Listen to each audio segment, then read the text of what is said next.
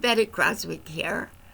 I know some people may think, well, my headline on today's posting, which reads the Bank of Canada, stolen gold, and pitchforks.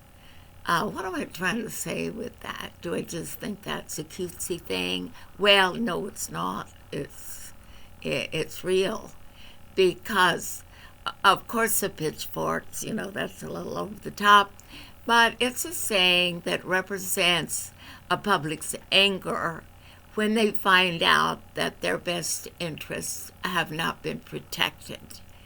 And within the context of the Bank of Canada and its treasuries, our interest has certainly not been protected. The these stealthily disappearance of our gold, I can only use the word stolen. For me, it was stolen away so stealthily that Canadians didn't notice. Hardly any Canadians notice now that our treasury has been depleted of gold. Canada now has the honor of being down at the very bottom of the 100 richest nations who have federal treasuries, sovereign wealth, who have gold in their central banks. They have been buying gold. They have been stocking gold. They have been doing this for quite a while now, but actually it's been accelerating in the last 10, 8, 5 years. Countries' central banks seem to be buying all the gold they can get their hands on, except for Canada. Not Canada. Canada has been selling off all of its gold, and we don't know why. We don't know why it went from, say, in 1965, we had 1,035 tons of gold. Tons of gold. That's not a bad little cache of gold to hold in the National Treasury. That will help stabilize the Canadian dollar, and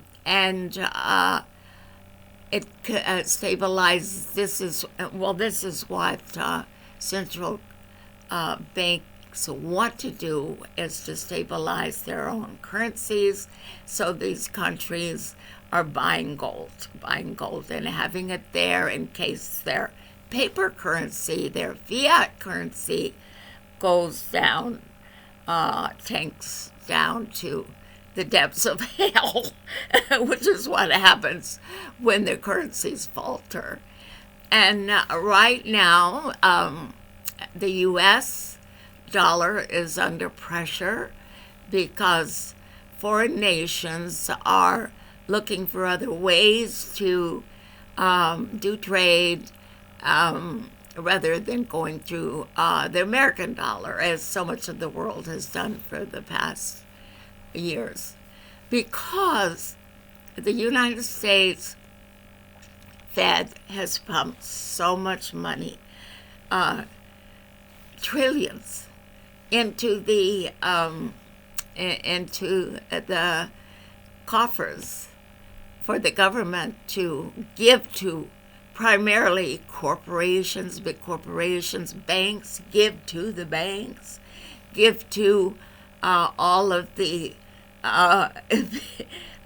huge corporations that, really don't need it, because what they've done with their excess profits, they've just bought back their own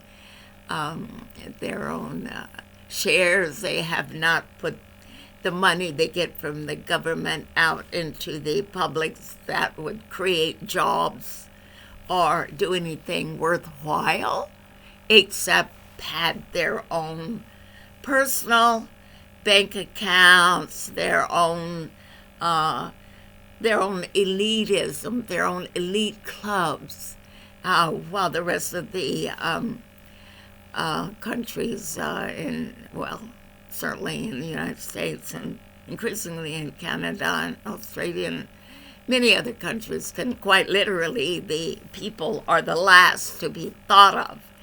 Now, the United States, the U.S. is giving pittances to people who have lost jobs, who have had to take care of ill people, who they're schooling, the kids haven't been able to go to school.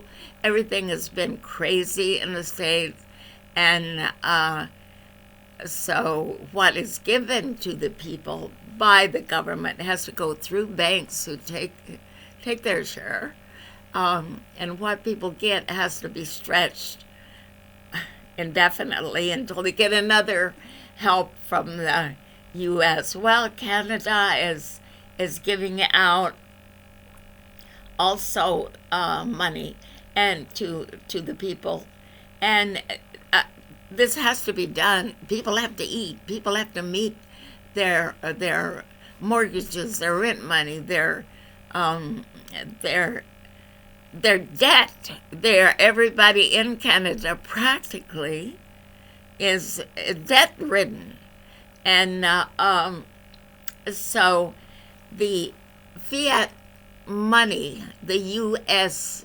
dollar, is weakening because it's being so loaded down with debt, and there's no end in sight for it. So the Fed has promised they will put in more money, whatever it takes, to keep the bigger corporations afloat, and the banks happy, and Trump happy, and Canada is also helping people. Now, people have to be helped. They really do. They really have to be helped. And both the United States and Canada, governments know this, because when people are hungry and see their kids going hungry, the pitchforks come out, not just in representation, but in reality. So they'll do whatever it takes to keep it from coming to this point. But it's ruining fiat currency, which will be, we will be under a hyperinflation. Eventually, we're headed that way, but we can petition governments to do different things. And one thing we should start petitioning the government to do, in my opinion, is to stop selling off Canadian assets. Now, I would consider a gold mine an asset, and yet Canada is not only content. Our government, the Bank of Canada specifically, seems to have hypnotized whoever comes into office. They have to sell off gold. We don't need no gold. Sell it off. Because they're also selling off gold mines. Canada used to have gold mines. It still does. But the gold is not getting to the Canadian Treasury. It's going overseas. Some of it, a lot of it. Let's talk more about this next time. Okay, thank you. Bye now.